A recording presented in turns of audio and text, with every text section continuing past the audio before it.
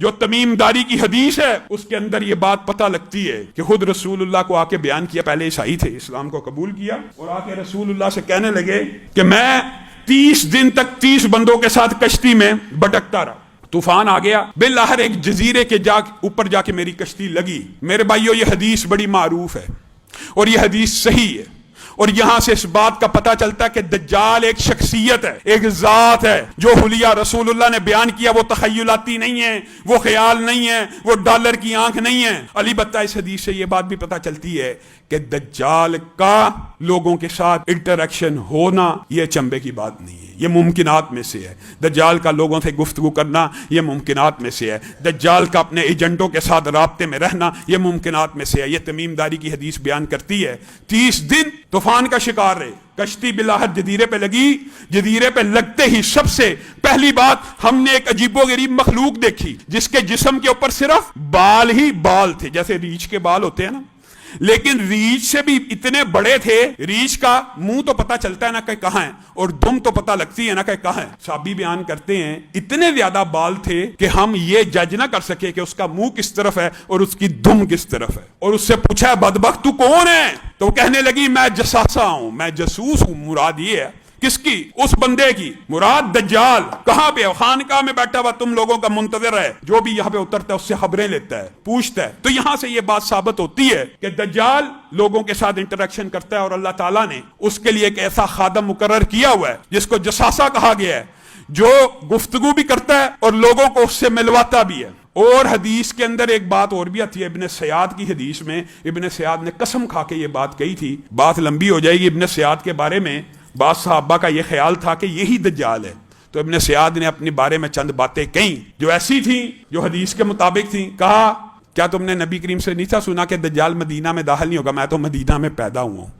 کیا تم نے نبی سے یہ نہیں تھا سنا دجال کی اولاد نہیں ہوگی؟ میری تو اولاد ہے۔ ہاں البتہ اس حدیث میں ابن سیاد نے ایک بات کہی، کہا یہ ضرور میں کہتا ہوں کہ مجھے پتا ہے کہ کس مقام کے اوپر اس وقت دجال موجود ہے، اور اس کے باپ کا نام کیا ہے اور اس کا حلیہ کیا ہے، میں سب جانتا ہوں۔ اس سے مراد یہ ہے کہ دجال سے ملاقات جنبے کی بات نہیں ہے، دجال سے رہنمائی لینا، وہ جو فری میسنز کی آپ سٹوریاں سنتے پڑھتے ہیں اور جو دجال کے آنے کے انتظار کر رہے ہیں اور اس کی پوجا کرتے ہیں اور اس کی عبادت کرتے ہیں، ممکنات میں سے ہے۔ اس بات کا میں انکار نہیں کر رہا، ممکنات ہے، ہو سکتا ہے اس سے ملتے ہوں۔ ایک صحابی رسول 30 بندوں کے ساتھ اس جزیرے پہ اترا، جساسا اس کو دجال کے پاس لے گیا، اور دجال نے جو سوال کیے وہ کیا تھے؟ 3 مشہور سوال آپ سب جانتے ہیں، مختصر دہراتا ہوں۔ بیسان کا نخلستان کیا آج بھی پھل دیتا ہے؟ صحابہ نے کہا جی ہاں دیتا ہے، لیکن آپ کو آج میں یہ بات بتلاتا ہوں، اس وقت بیسان میں صرف 2 کھجور کے پودے ہیں، باقی رہ گئے ہیں، اور وہ دونوں بھی پھل نہیں دیتے، اس وقت دیا کرتے تھے۔ کہا بحیرہ تبریہ کا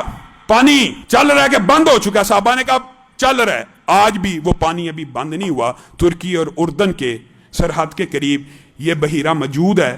البتہ اس میں پانی کی کمی واقع ہو گئی ہے، اور یہ بات بھی سائنسدان کہتے ہیں ہمیں معلوم نہیں ہے، وجہ اور سبب کا پتہ نہیں ہے کہ اس میں کمی واقع کیوں ہو رہی ہے۔ لیکن دجال نے جو 3 سوال پوچھے تھے ان میں سے ایک بیسان کا نخلستان کھجوریں دیتا ہے؟ صحابی نے کہا دیتا ہے۔ تبریہ خشک ہو چکا؟ نہیں خشک ہوا۔ زغر کا کنواں، زغر کا چشمہ باقی ہے؟ اس وقت باقی تھا۔ صحابہ نے کہا باقی ہے۔ زغر حضرت لوط کی ایک بیٹی کا نام تھا جہاں پہ ان کو دفن کیا گیا، وہ ایک چشمہ تھا، اس کا نام بھی زغر پڑ گیا۔ آج وہ چشمہ بھی خشک ہو چکا، تبریہ کا پانی باقی ہے، لیکن چشمہ اور بیسان کے نخلستان خشک ہو چکے ہیں، پھل نہیں دیتے۔ چوتھا سوال جو آپ سب جانتے ہیں، دجال نے پوچھا کیا امیوں کا نبی آ چکا ہے؟ صحابی نے کہا ہاں ہم اسی کے امتی ہیں۔ کیا اس نے ہجرت کر لی ہے؟ اس نے ہجرت کر لی ہے، یثرب میں پہنچ چکا ہے، ان قریب تم ساری دنیا کے اوپر غالب آ جاؤ گے۔ دجال صحابی کو بتا رہے ہیں، اور تمہارے لیے بہتر یہی تھا تم اس نبی کی اطاعت کر لیتے۔ گویا دجال نے جو 4 سوال پوچھے تھے ان میں سے اس وقت صرف ایک نشانی پوری ہوئی تھی، اور کیا تھی؟ نبی امی آ چکے ہیں، جی آ چکے ہیں، ہجرت ہو چکی ہے، ہو چکی۔ میں اسی ہجرت کا انتظار کر رہا تھا کیونکہ میرا ظہور اور خروج اس ہجرت کے بعد ہوگا، لیکن میرے خروج کی باقی 3 نشانیاں بھی ہیں۔ زغر کا چشمہ خشک ہو جائے گا، بحیرہ تبریہ خشک ہو جائے گا، اور بیسان کے نخلستان کا ایک پودا بھی کھجور کا پھل نہیں دے گا۔ آج ان 4 میں سے 3 نشانیاں پوری ہو چکی ہیں، ایک نشانی باقی رہ گئی ہے۔ مولا مولا مولا مولا مولا مولا مولا مولا مولا مولا مولا مولا